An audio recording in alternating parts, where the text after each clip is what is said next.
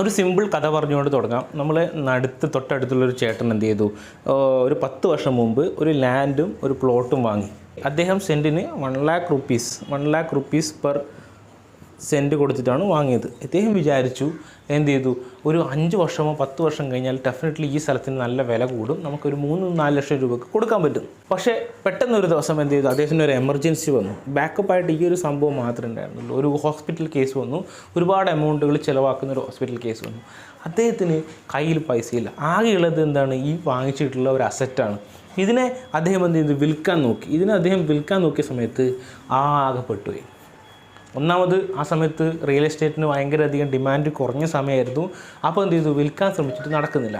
അങ്ങനെ ഒരു ബ്രോക്കറെ കണ്ടു പറഞ്ഞ സമയത്ത് അദ്ദേഹം പറഞ്ഞത്, അദ്ദേഹം 10 വർഷം മുമ്പാണ്, 10 years ബാക്കാണ് വാങ്ങിയത്, 10 years കഴിഞ്ഞിട്ടാണ് വിൽക്കുന്നത്. അദ്ദേഹം വിചാരിച്ചു 3 ലക്ഷങ്ങൾ സുമാര് കിട്ടുന്നുണ്ട്. പക്ഷേ ആ സമയത്ത് ഭയങ്കര ടഫായതുകൊണ്ട് അദ്ദേഹം പറഞ്ഞ എമൗണ്ട് 90 lakhs per cent ആണ്. ഓക്കെ, ഇദ്ദേഹം ഇത് ലോൺ എടുത്തിട്ടാണ് ഈ 10 സെൻറ്റ് വാങ്ങിയത്. 10 lakhs rupees ലോണും കാര്യങ്ങളൊക്കെ എടുത്തിട്ടുണ്ടായിരുന്നു. ടെക്നിക്കലി പറഞ്ഞു കഴിഞ്ഞാൽ ഈ എമൗണ്ടുകൾ പെരുകി വന്ന് ഇദ്ദേഹം തീർത്തിട്ടുണ്ടെങ്കിൽ കൂടി ഈ ഒരു കച്ചവടത്തിൽ ഇത് കംപ്ലീറ്റ്ലി ലോസാണ് സംഭവിച്ചിട്ടുള്ളത്. നമ്മളൊരു അസംഷൻ എടുത്തിട്ട് നമ്മളൊരു സാധനം ഇൻവെസ്റ്റ് ചെയ്തു, പക്ഷേ ഒരു അർജൻസിക്ക് ഇതായതുമില്ല, നമുക്ക് കംപ്ലീറ്റ്ലി ലോസ് ആവുകയും ചെയ്തു. ഇത്തരത്തിലുള്ള അവസ്ഥകൾ ചിലപ്പം ഒരുപാട് ആൾക്കാർക്ക് സംഭവിക്കാറുണ്ട്. ഇത് തന്നെ പല രൂപത്തിൽ നമുക്ക് സംഭവിക്കാറുണ്ട്. നമ്മൾ ആക്ച്വലി വിചാരിക്കുന്നത് പോലെ കാര്യങ്ങൾ നടക്കണമെന്നില്ല. അപ്പം ആ ഒരു സംഭവം നമുക്ക് ആക്ച്വലി എന്തിനാണ് ക്യാഷ് എന്ന് പറയുന്നത്, നമുക്ക് എന്താണ്, നമ്മുടെ ആവശ്യങ്ങൾ നിറവേറ്റാനാണ് നമുക്ക് ക്യാഷ് വേണ്ടത്. അപ്പോൾ ആ ആവശ്യങ്ങൾ നിറവേറ്റണമെങ്കിൽ തീർച്ചയായിട്ടും ക്യാഷിന് ഉപകരിക്കണമെങ്കിൽ നിങ്ങളുടെ ഇൻവെസ്റ്റ്മെൻറ്റ് പല രീതിയിൽ, ഈ പോർട്ട്ഫോളിയോ എന്ന് പറഞ്ഞാൽ പല രീതിയിലായിരിക്കണം. പെട്ടെന്ന് എമർജൻസി ആയിട്ട് ക്യാഷ് വേണമെങ്കിൽ നമുക്ക് എന്ത് ചെയ്യണം, കിട്ടാൻ പറ്റുന്ന രീതിയിൽ ഇൻവെസ്റ്റ്മെൻറ്റ് ആയിരിക്കണം. ചിലത് നമുക്ക് ലോങ് ടേമിലേക്ക് ഇൻവെസ്റ്റ് ചെയ്യുന്നുണ്ട്. അപ്പോൾ നിങ്ങൾ ഒരു ഇൻവെസ്റ്റ്മെൻറ്റ് നടത്തുന്നതിന് മുമ്പ് നിങ്ങൾ ഈ സംഭവത്തിനെ കുറിച്ചിട്ട് ഒരു ബേസിക് ധാരണ ഉണ്ടാക്കേണ്ടത് ആവശ്യമുണ്ട്. അപ്പോൾ അതിന് നമ്മൾ ആദ്യം പഠിക്കേണ്ട ഒരു ടേമാണ് എന്താണ്, ലിക്വിഡിറ്റി. ലിക്വിഡിറ്റി എന്ന് പറഞ്ഞു കഴിഞ്ഞാൽ നിങ്ങൾക്ക് എത്ര ഫാസ്റ്റായിട്ട് നിങ്ങളുടെ കയ്യിലുള്ള ആ ഒരു ഇൻവെസ്റ്റ്മെൻറ്റിനെ നിങ്ങൾക്ക് ക്യാഷ് ചെയ്യാൻ പറ്റുന്നുള്ള ഇതിനെയാണ് നമ്മൾ ലിക്വിഡിറ്റി എന്ന് പറയുന്നത്. വളരെ ഫാസ്റ്റായിട്ട് നമുക്ക് ക്യാഷാക്കി മാറ്റുമെങ്കിൽ അതൊരു ഹൈലി ലിക്വിഡ് അസറ്റ്സ് എന്ന് പറയും. ഭയങ്കര ടഫായിട്ടാണ് നമുക്ക് ആക്ച്വലി അതിനെ ക്യാഷാക്കി മാറ്റാൻ പറ്റുന്നെങ്കിൽ അതിനെ എന്താണ്, ലോ ലിക്വിഡ് അസറ്റ്സ് എന്ന് പറയും.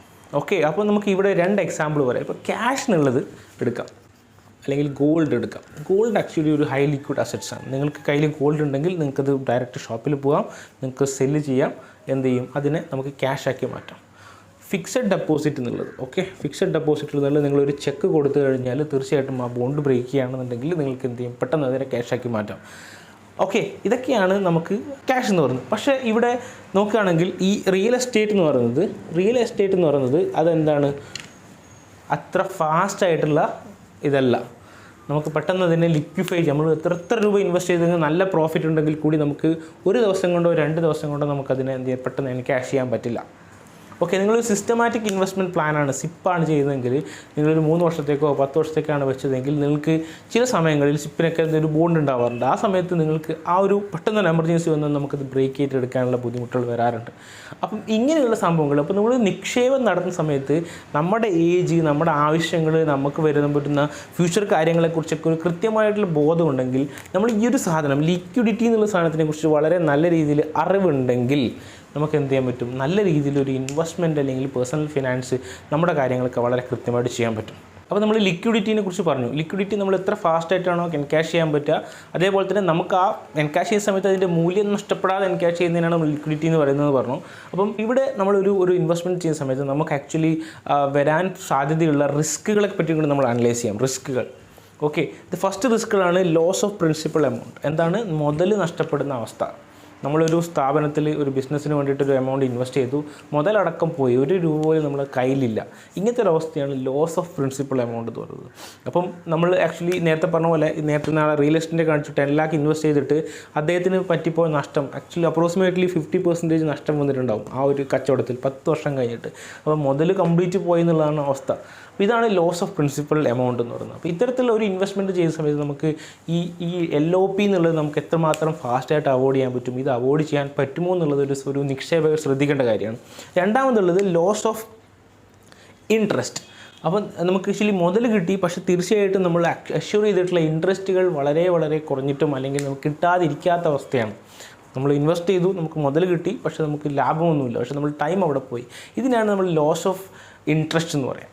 അതേപോലെ തന്നെ വേറൊരു സംഭവമാണ് ടൈമിംഗ് റിസ്ക്. ടൈമിംഗ് റിസ്ക്കും വളരെ ഇമ്പോർട്ടൻ്റ് ആണ്. കൃത്യമായിട്ടുള്ള സമയങ്ങളിൽ, അല്ലാത്ത സമയങ്ങളിൽ നമ്മൾ സെല്ല് ചെയ്യുന്ന സമയത്തും ഓഹരികൾ പ്രത്യേകിച്ചിട്ടും അല്ലെങ്കിൽ ഇങ്ങനത്തെ സംഭവങ്ങളുടെ സമയത്ത് എന്ത് ചെയ്യും, നമുക്ക് ഒരുപാട് നഷ്ടങ്ങൾ വരാറുണ്ട്. അപ്പം ഈ ടൈമിങ്ങിന് നോക്കുക. നമ്മൾ റിയൽ എസ്റ്റേറ്റിൻ്റെ കേസിലും അങ്ങനെ വരാറുണ്ട്. ഒരു സൈക്കിൾ അതിലാണ് ഈ റിയൽ എസ്റ്റേറ്റ് പോവുക. റിയൽ എസ്റ്റേറ്റിനകത്ത് ഒരു സമയത്ത് നല്ല വാല്യൂം, മറ്റേ സമയത്ത് വളരെ കുറഞ്ഞ വാല്യൂം. അതിങ്ങനെ ഒരു 25 years 30 years ഒക്കെ ആയിരിക്കും ചില സൈക്കിൾസിൻ്റെ ഡ്യൂറേഷൻ. അപ്പോൾ ഈ ടൈമിംഗ് റിസ്ക് നമ്മൾ നോക്കണം. അതിനുശേഷം ഉള്ളതാണ് മാർക്കറ്റിംഗ് റിസ്ക്. ഇത് വളരെ ഇമ്പോർട്ടൻ്റ് ആണ്. മാർക്കറ്റിംഗ് റിസ്ക് അല്ലെങ്കിൽ മാർക്കറ്റബിലിറ്റി എന്ന് പറയാം നമുക്കിതിനെ. അതായത് നമുക്ക് എല്ലാ അസറ്റ്സുകളും നമ്മൾ വിചാരിക്കും മാർക്കറ്റ് ചെയ്യാൻ പറ്റും, പക്ഷേ നമുക്ക് പെട്ടെന്ന് നല്ല രീതിയിൽ മാർക്കറ്റ് ചെയ്യാൻ പറ്റിയിട്ടില്ല എന്നുണ്ടെങ്കിൽ നമ്മുടെ അവിടെ സ്റ്റക്കായി പോകും. ഇതാണ് അതിൻ്റെ മാർക്കറ്റിംഗ് റിസ്ക് എന്ന് പറയുന്നത്. എസ്പെഷ്യലി നമ്മളിപ്പം ഒരു ഇൻവെസ്റ്റ്മെൻറ്റ് പറയാം. നമ്മൾ ഈ പറഞ്ഞ പുരാതന വസ്തുക്കൾ ശേഖരിക്കുന്ന ഒരു ഇൻവെസ്റ്റ്മെൻറ്റ് ആണ് നമ്മൾ ചെയ്യുന്നതെങ്കിൽ മാർക്കറ്റിംഗ് റിസ്ക് ഉണ്ട്. നമ്മൾ ആക്ച്വലി അത്തരത്തിലുള്ളൊരു മാർക്കറ്റ് കണ്ടെത്തി എന്നാൽ മാത്രമേ ബയറെ കണ്ടെത്തിയിട്ട് മാത്രമേ സെല് ചെയ്യാൻ പറ്റുള്ളൂ. അപ്പോൾ ഡെഫിനറ്റ്ലി ആ ഇൻവെസ്റ്റ്മെൻറ്റ് ചെയ്യുന്നത് ഒരു സംരംഭം ചെയ്യേണ്ടത് എന്താണ്, നമ്മൾ ഈ സംഭവങ്ങളൊക്കെ കഴിഞ്ഞ ശേഷം മാർക്കറ്റിംഗ് റിസ്ക് അനലൈസ് ചെയ്യണം. എത്രമാത്രം ബയേഴ്സ് ഉണ്ട്, ഈ ബയേഴ്സ് ആക്ച്വലി നമ്മൾ പറയുന്ന പൈസയിൽ വാങ്ങാൻ തയ്യാറാണോ, ഇതാണ് നമ്മൾ അനലൈസ് ചെയ്യേണ്ട റിസ്ക് ഫാക്ടർ.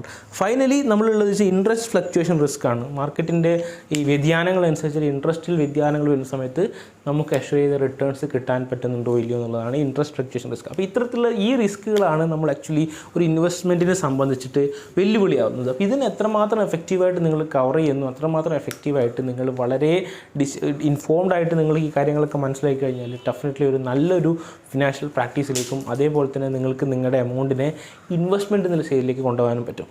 അപ്പോൾ നമ്മൾ ഇനി ഡിസ്കസ് ചെയ്യാൻ പോകുന്നത് ഇൻവെസ്റ്റ്മെൻറ്റ് ഓപ്ഷൻസും കാര്യങ്ങളൊക്കെയാണ്. അപ്പോൾ ഈ ഒരു വീഡിയോ നിങ്ങൾക്ക് ഇഷ്ടപ്പെട്ടെങ്കിൽ തീർച്ചയായിട്ടും ലൈക്ക് ചെയ്യുക, സബ്സ്ക്രൈബ് ചെയ്യാൻ മറക്കരുത്. ഇനിയും നല്ല വീഡിയോ ആയിട്ട് വരുന്നതേ. നന്ദി, നമസ്കാരം.